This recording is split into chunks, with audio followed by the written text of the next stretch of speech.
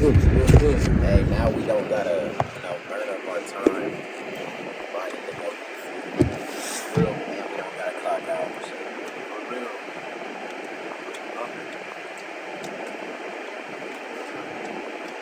hey, I'm feeling better than I was earlier. Same here. Okay. So more people have been hitting me up, like, talking about the GMP. And what's weird to me is, like, a lot of them try to find a loophole for General Motors to get out of liability for this. What they don't. I don't know why the human mind is worked to think like, oh, well, XYZ, this is an Indiana state, they can fire you for anything or whatever, all that. I'm saying, you guys misunderstand my point. I don't care. I'm saying I'm not going for it. I don't give a fuck if you can legally discriminate against somebody over their skin color. I'm not going for it at all. I'm not accepting it. I'm not accepting it. If we could go into the courtroom, and if I lose, I'm not accepting it. It has become my singular life's goal to hold them accountable for that.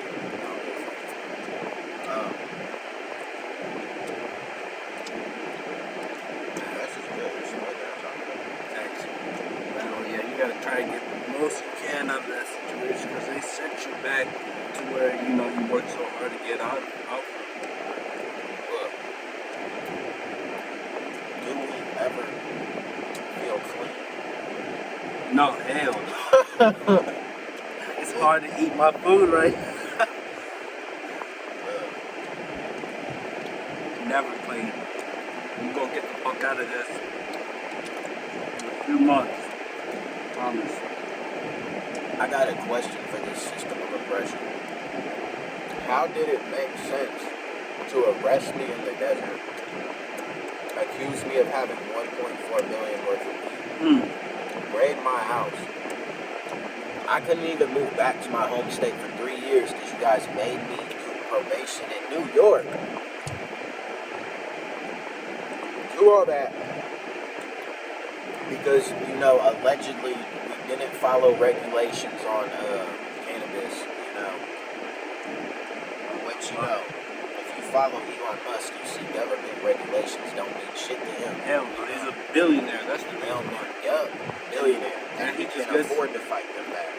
Exactly. That's the thing. If you can afford to fight them back, if you can come up with a strategy that makes them be like, damn, we for real gotta go hard on that dude or something like that.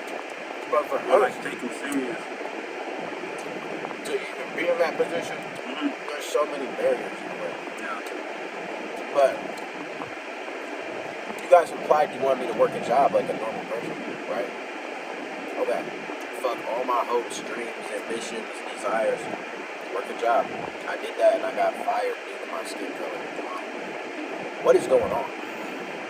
That's really what it does. You're working a job 10 hours, 12 hours a day, and basically book everything else that you love doing or that you see yourself doing for a passion. Yeah, because once you get off of work, you're tired as hell. You don't want to do nothing.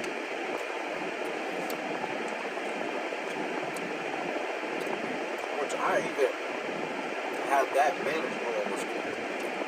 And I was still putting in the extra time, to work on my publishing company.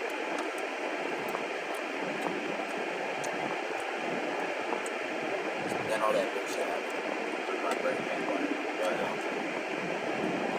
Man,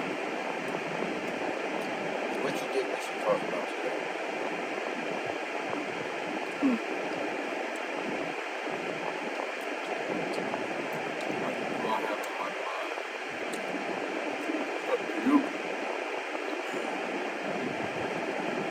Probably look on the news or something. Can the government please fund a research lab for the African American community? We're asking for it right now. Yeah. Don't let some church man or some BLM thing or any of that shit get in the way for us and try to open up some charity and suck all the money into that and bring it to their $1 million house, or you know what I'm saying? And they'll invest it into their next $1 million house. Yo, Something like that. as African Americans, we directly want to ask, can the government fund a research lab for us? I'll run it. We got great We'll run ideas. it together. We got great ideas, and so we're just trying to support the community because I feel like we understand the people in there way more than the people who live in a fucking $2 million mansion and just, you know, want to suck money from the people just to pay their bills or something. I'm not researching right. Yep. Like stuff is $1 million if you solve. And a lot of the reason why they're hard is I feel like I don't understand what constitutes standard of proof in math. And if there was one, why haven't they already achieved the answers to these questions? You know what I'm saying? Standard what? Standard of proof, like, what do you need to display in order for your answer to their math problem to be considered as correct? Who is even the person who's like, okay, this is right, and this is the million, you know? Exactly. There's like 6 of these math problems unsolved, and if you solve it, you can do it. Really. I need to see those. I feel like I can solve it. You think so? Maybe. I've never been good at math, but I might as well try it. Man, Google it, bro. What is it? Google math problems that you get $1 million if you solve it.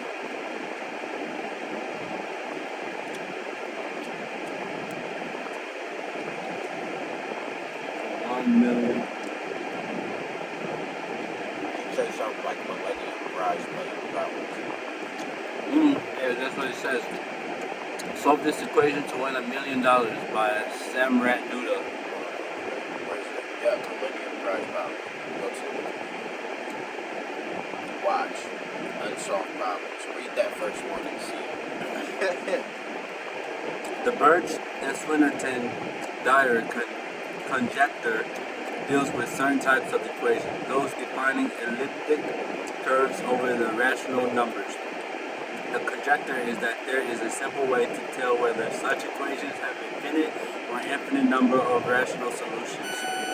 Hilbert's 10th problem dealt with more general type of equation, and in that case it was proven that there is no way to decide whether a given equation even has any solution.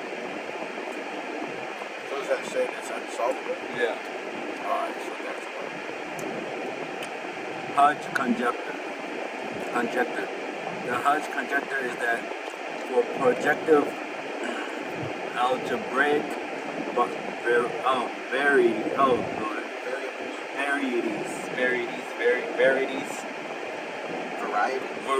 varieties. I don't know why you made me read. I have this strong ass accent. So, varieties, Hodge cycles are rational linears, combinations of algebraic cycles. What the fuck is all of this? Y'all see that? Can y'all answer that? Anybody watching, if you come up with an answer, you get $1 million. If we come up with an answer, we get $1 million. For That's real. right. But I'm having issues understanding first we need to figure out who is the person that tells us, okay, you solve this. You know what I'm saying? I think one of my friends can actually solve this. He's a math teacher at a college, I think he said. So you know what? You're friends with him? Yeah. Let's ask him this. What would we need to do to prove we have the right answer? If I understood that, I think I could solve that problem. Yes. There was a math degree I thought I could solve, but there's no prize for it. But man, look up. Oh, this is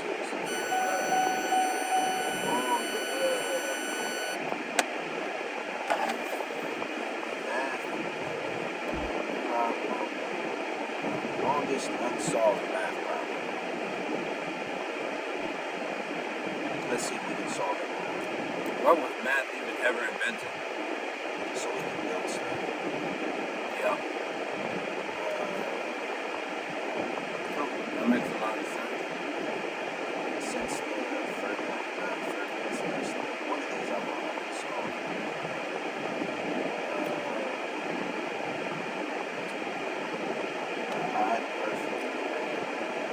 One thing I do know is that the Muslims, not the Muslims, the Arabic people came up with,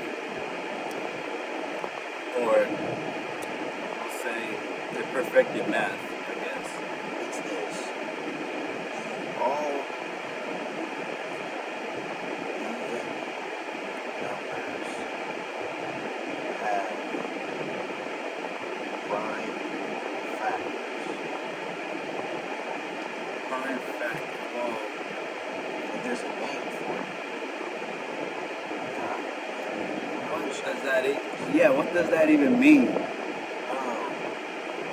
Like, if there's a reason why that number is even, is an even number, is that? If I can find it, I can explain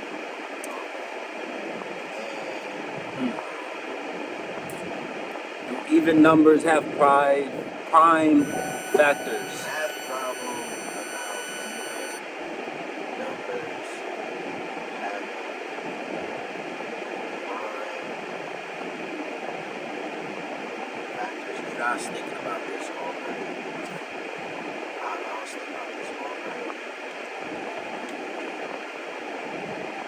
Oh, here it goes. Goldbach's conjecture.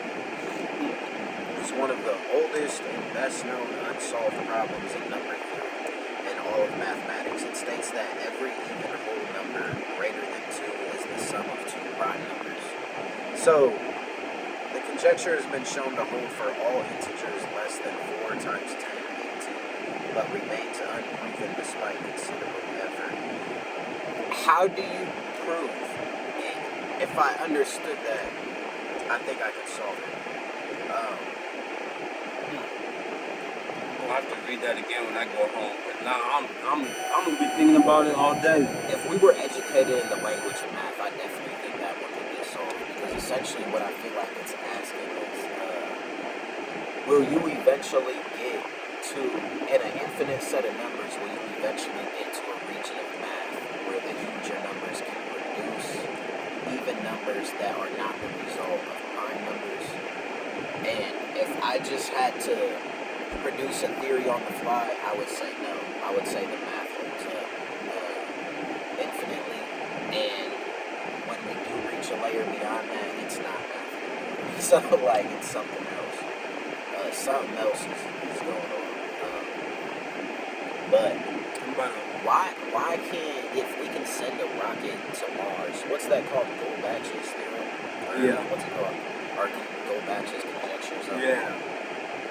How have we not built a computer that can Solve that? Yeah, solve that by now? You would think that would be pretty easy to plug in, like the what's it called?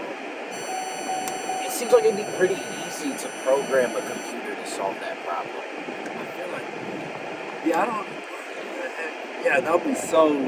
that'll be the easiest thing to do. What happens to the world after we solve this problem? Like nothing, bro. I didn't see any benefit to that. It looks like they already know what the answer is, but simply can't prove it by some weird variable of an infinity. They know damn well. What? How about someone explain to us what the world would gain if we solved that problem? Probably better technology, like futuristic. All those other problems had better technology as a benefit, except for that one. Or at least they didn't state that. And who is this Goldbach dude? Who came up with it, and why did he come up with it anyways? He probably existed in the 1800s and just messing with numbers on the flag. Goldbach's conjecture is one of the oldest and best known unsolved problems in number theory and all of mathematics. It states that every even whole number greater than 2 is the sum of two prime numbers. What can we gain from, I'm talking about the world here, if we solve this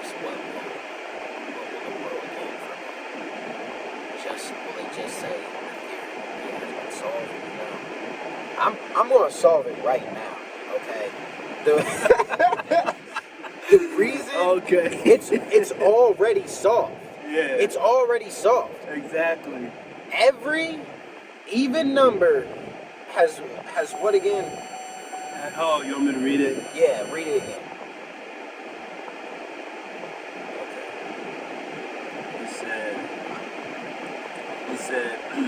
It states that every whole number greater than 2 is the sum of 2 prime numbers. Every even number greater than 2 is the sum of 2 prime numbers. It's already solved.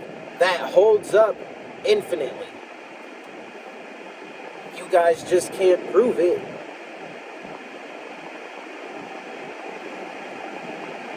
Because it's a fact that can't be proven since you're stretching it to infinity. Right. They're literally stretching it to infinity,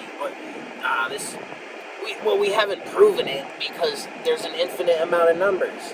Then it's never going to be proven to appease your standards. But to me, I'm stating right now, that holds up.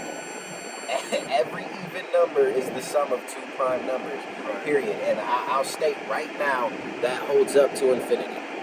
It holds up to infinity. Yep. You cook up, how about this? Disprove that. How about that? Keep cooking up bigger numbers. Now that's the new problem. Yeah, that's the new problem. Just think of the inverse. Disprove it.